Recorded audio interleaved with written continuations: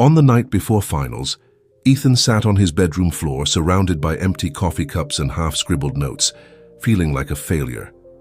His eyes were burning, not from the screen, but from the weight of everything he hadn't done right. He was ready to give up, but something unexpected happened that night, something that would change his life. Ethan Carter was an ordinary high school senior in Pennsylvania.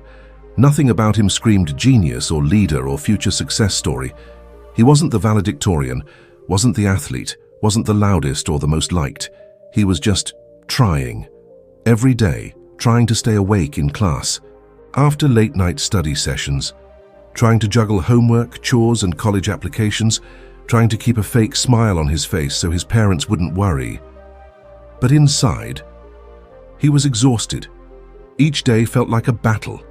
Teachers tossed around terms like college readiness and career pathways, while his classmates talked about Ivy Leagues, scholarships, and their 5-year plans. Ethan didn't even know what he was going to eat for lunch, let alone what he wanted to do with the rest of his life. His grades were average, his confidence was below average, and the pressure? Crushing. Finals week arrived like a storm. He tried to study, but the words on the pages blurred together. His math notebook looked like a foreign language. He had an essay due in the morning and a science project that still wasn't finished. Midnight, he slammed his laptop shut and whispered out loud, "I can't do this anymore." He sat there in the silence, tears welling up, not from weakness but from holding everything in for far too long. His phone buzzed, a text from his best friend, Sarah. "You still alive? Don't stress, bro. You've gotten through worse." Ethan stared at the message. He hadn't told Sarah how badly he was falling apart, how he felt like he was almost doing okay, but never good enough, almost successful, almost smart, almost there, always, almost. Later that night, unable to sleep, Ethan opened a folder in his desk drawer labeled Old Stuff. Inside were drawings from 5th grade, a participation ribbon from a science fair, and a letter he had written to himself in 8th grade. It read, "Dear future me, I hope you still try. I hope you still believe in yourself. I hope you remember that failing doesn't mean stopping, it means learning. Don't give up, you promised." He had forgotten that promise, but in that moment, sitting on the floor with years of dust and dreams, he felt something return, not a burst of motivation, but a flicker of something simpler, hope. He didn't suddenly ace every exam or fix his GPA overnight, but he showed up to school the next day. He finished the project. He turned in the essay. He studied one chapter at a time. He asked for help. He kept going, and that was enough.